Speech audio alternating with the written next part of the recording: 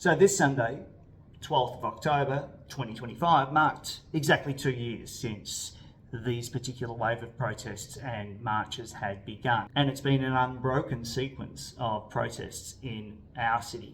And it also marked the coinciding of the first tentative stages of this next ceasefire, which we hope will hold.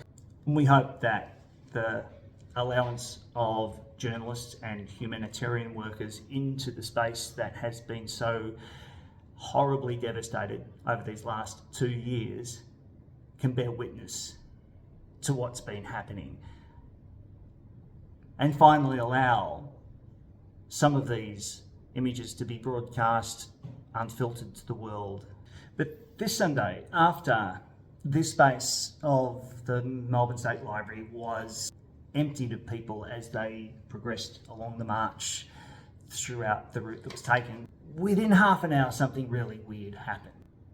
In the space that was occupied by all of these people, we soon saw this: about 30 or 40 far-right agitators who reoccupied the space that was only half an hour earlier occupied by pro-Palestinian supporters. A handful of people did stay behind from the march, as happens every single week, running stalls, selling lemonade, stickers, posters, raising money for families in Gaza, raising money for humanitarian aid to be sent there, and raising awareness of the genocide that's continuing to happen. This group of far-right agitators were actually escorted by police. Those whom the Victorian police escorted in included people with Australian flags, Zionist flags, and were of a particular nationalist fervour, yelling abuse at the pro-Palestinian protesters who were there manning the stalls. And interestingly, the police weren't facing them, but were facing us, as though we were the problem. One woman manning the stalls turned to us and said, "Why are the police facing us? Are we safe?" And that question, am I safe, kind of sums it all up. It sums up the way that the police framed their escorting of the Zionist protesters into our space, and it frames the way that the media portrayed it. This picture is from the ABC. Notably, it crops out all the police, when in actual fact it looked like this. This is what was cropped out. The police escorting the protesters up, facing outwards towards the pro-Palestinian people, while allowing abuse to be hurled at pro-Palestinian protesters. The ABC photo, flags raised, no context, no protection detail, no line of blue facing the wrong way, showed us that a photograph can lie by omission. And this omission tells us a lot.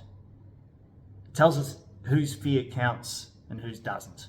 The media shows protesters as the problem, while the real machinery of power, whether that be police, institutions, or even journalists like those at the ABC or the Australian or other legacy media that tend to protect the Zionist narrative and defame the pro-Palestinian narrative, shields the aggressors and reframes the story.